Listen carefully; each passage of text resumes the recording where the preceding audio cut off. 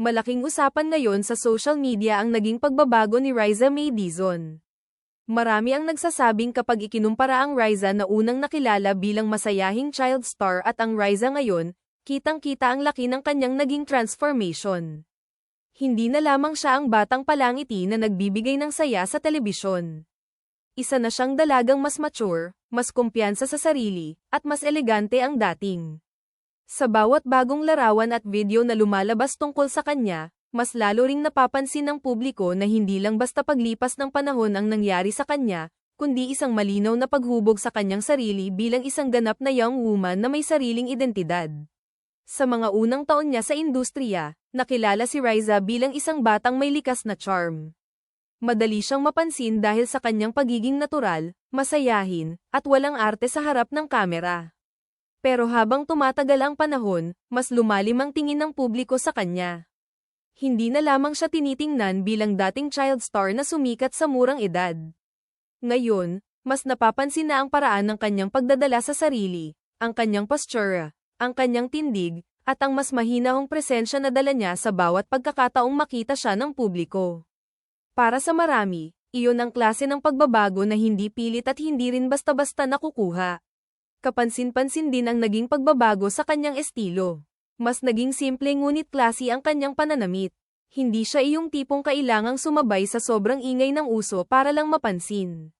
Sa halip, mas lumalabas ang kanyang natural na ganda kapag pinipili niya ang mga damit at ayos na bagay sa kanyang personalidad. Mas maayos ang kanyang pagdadala sa sarili, at mas lumilitaw ang kanyang pagiging dalaga na may sariling panlasa at sariling direksyon. Dahil dito, maraming netizens ang nagsasabing tila ibang-iba na ang dating ni Riza kumpara noong mga unang taon niya sa industriya. Ang dating batang kilala sa pagiging cute at nakakaaliw ay ngayon ay isang dalagang may mas malinaw na aura ng elegance at confidence. Pero para sa maraming taong matagal nang sumusubaybay sa kanya, hindi lang ang kanyang panlabas na anyo ang tunay na nagbago. Mas malaking usapan ang kung paano siya naging isang responsableng dalaga habang nananatiling magalang at mapagpakumbaba. Sa loob ng maraming taon sa showbiz, bihira siyang masangkot sa malalaking kontrobersya. Sa halip, mas nakilala siya bilang isang taong nakatuon sa kanyang trabaho, sa kanyang pamilya, at sa mga taong naging bahagi ng kanyang paglalakbay. Sa isang industriyang madalas pa ng ingay, intriga, at mabilis na pagbabago ng opinyon ng publiko, ang pagiging tahimik at maayos ni Riza ay naging isa sa mga dahilan kung bakit patuloy siyang minamahal ng marami. Marami rin ang humahanga sa paraan ng kanyang pakikitungo sa ibang tao.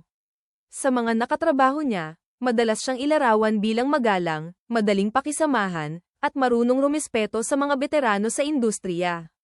Kahit lumaki siya sa harap ng kamera at nakamit ang tagumpay sa murang edad, hindi raw nagbago ang kanyang ugali. Para sa marami, ito ang isa sa pinakamagandang katangian niya na hindi nabibili ng kasikatan. Hindi lahat ng maagang sumikat ay nagiging ganoon ka-grounded, kaya naman mas tumitindi ang paghanga ng publiko sa kanya kapag nakikita nilang nananatili siyang simple at maayos makitungo sa kapwa. Nang muling makita siya ng publiko sa mga kamakailang pagkakataon, lalo na sa mga naging usapan kasunod ng pagbisita ni Kris Aquino sa Itbulaga, muling napunta sa kanya ang atensyon ng maraming netizens. Maraming komento ang nagsasabing mas lalo pa siyang gumanda habang tumatagal ang panahon. Ngunit higit pa rito, napansin din ng marami ang kanyang mahinahon at natural na personalidad. Hindi niya kailangang gumawa ng matinding eksena para mapansin. Sapat na ang pagiging totoo niya sa sarili upang muling makuha ang pagmamahal ng publiko. Sa mga larawang kumalat online, makikita ang isang Riza na mas relaxed, mas composed, at mas may kumpiyansa sa sarili, na para bang dala niya ang lahat ng karanasan niya sa industriya ng may dignidad at katahimikan. Isa rin sa mga dahilan kung bakit patuloy siyang hinahangaan ay ang kanyang pagiging grounded. Kahit matagal na siyang nasa industriya, hindi siya nakikilala bilang isang taong mayabang o mahilig magpasikat. Sa halip, mas madalas siyang makita na nakangiti, magalang sa mga tagahanga, at nagpapakita ng respeto sa mga taong nakapaligid sa kanya. Ito ang klase ng personalidad na bihirang makita sa isang taong lumaki sa gitna ng kasikatan. Sa maraming pagkakataon, mas mahalaga sa publiko ang ganitong klase ng karakter kaysa sa simpleng panlabas na anyo. Dahil sa kanya, Muling naaalala ng marami na ang tunay na kinang ng isang artista ay hindi lang nakikita sa kamera kundi sa paraan ng pakikitungo niya sa mga tao sa paligid niya. Marami rin ang naniniwalang ang tunay na kagandahan ay hindi lamang nasusukat sa panlabas na anyo. Sa kaso ni Riza, para sa kanyang mga tagahanga, mas naging maganda siya dahil sa paraan ng kanyang pagharap sa buhay. Lumaki siya sa mata ng publiko, nakaranas ng iba't ibang uri ng papuri at kritisismo, ngunit pinili niyang manatiling tahimik at ipagpatuloy ang kanyang trabaho. Ang maturity na ito ang isa sa mga pinupuri ng maraming tao.